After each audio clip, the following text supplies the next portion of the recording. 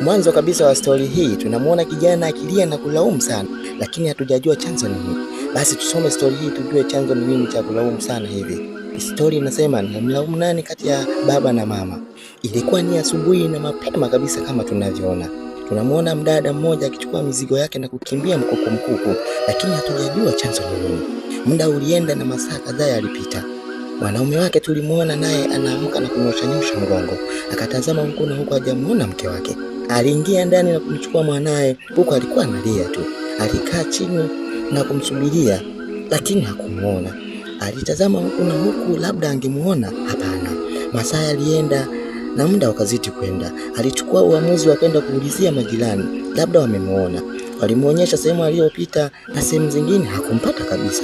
Baada ya miaka 11 kijana alikuwa na akampeleka shule. Alisoma hadi chuo kikuu. Kama unavyojua ajira zetu za sasa ni ngumu sana. Kijana alikuwa na kwanza kumuuliza baba, hivi mama yuko wapi? Mzee yule hakujibu kabisa kuhusu mama yake. Alikaa masaa yakapita na siku zikaenda. Kijana alipata kazi huko mjini. Hapo ilikuwa Lulembela. Basi masaa yalipita na asubuhi palipokucha mzee alimwaga, baba, mimi naenda kazini. Mzee alimwambia, utakuwa unanitumia hela mwanangu ukipata. Basi siku zilivyoenda na miaka ikapita, mzee alifunga safari na kwenda kumsalimia mwanae. Alipofika mjini, mwanae alimpokea vizuri kabisa na kumpeleka sehemu anayofanyia kazi.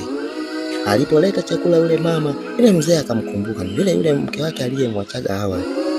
Na yule mama alipomwona yule mzee akashtuka na kuanguka ghafla na kuzimia kabisa. Kijana akaamka na kumuuliza mzee, kwa nini mama huyu kaanguka ghafla na kuzimia?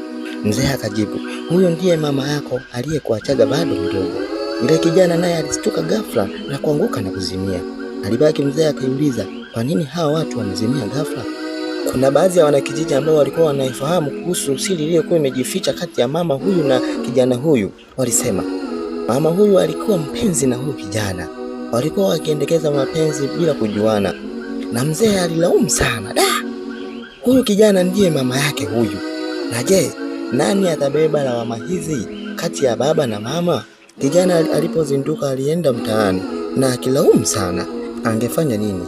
Alichukua maamuzi ya kukimbia mbali sana, awaache wazazi wake wakilaumiana wenyewe kwa wenyewe. Asante. Je, ungelikuwa wewe hapo unayenisikiliza, ungelifanya nini? Mimi ni Martin Mkwabi, asanteni sana. Tutakutana kwa wakati mwingine.